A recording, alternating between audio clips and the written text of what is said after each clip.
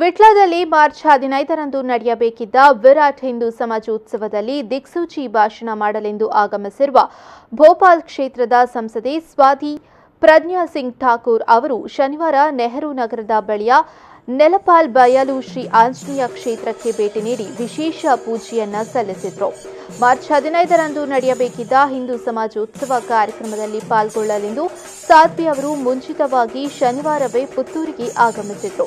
Corona ಭೀತಿಯ ಹಿನ್ನೆಲೆಯಲ್ಲಿ ರಾಜ್ಯ ಸರ್ಕಾರದ ಆದೇಶದಂತೆ ಸಮಾಜೋತ್ಸವ ಕಾರ್ಯಕ್ರಮವು ರದ್ದಾಗಿದ್ದು, ಸಾಧ್ವಿ ಅವರ ಕಾರ್ಯಕ್ರಮದಲ್ಲೂ ಬದಲಾವಣೆಯಾಗಿತ್ತು.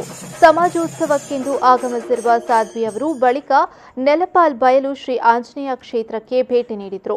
ಈ ಸಂದರ್ಭದಲ್ಲಿ ಅವರನ್ನು ಸಂಭ್ರಮದಿಂದ ಕ್ಷೇತ್ರಕ್ಕೆ ಬರಮಾಡಿಕೊಳ್ಳಲಾಯಿತು. ಬಳಿಕ ಸಾಧ್ವಿ ಅವರು ಶ್ರೀ ಆಂಜನೇಯ ಮೂರ್ತಿಗೆ ಪುಷ್ಪಾರ್ಚನೆಗೈದು ಹನುಮಾನ್ ಚಾಲಿಸ್ ಪಠಿಸಿ ಆರತಿ ಎತ್ತಿ ವಿಶೇಷ ಪೂಜೆಯನ್ನ ಸಲ್ಲಿಸಿದರು. ಸಾಧ್ವಿ ಅವರು ಜೈ ಹನುಮಾನ್ ಘೋಷಣೆಗೆ ಭಕ್ತಾದಿಗಳು ಜೊತೆಗೂಡಿದ್ರು. ಪೂಜೆಯ ಬಳಿಕ ಕ್ಷೇತ್ರಕ್ಕೆ ಆಗಮಿಸಿದ ಭಕ್ತಾದಿಗಳನ್ನು ಅವರು ಆಶೀರ್ವದಿಸಿದರು.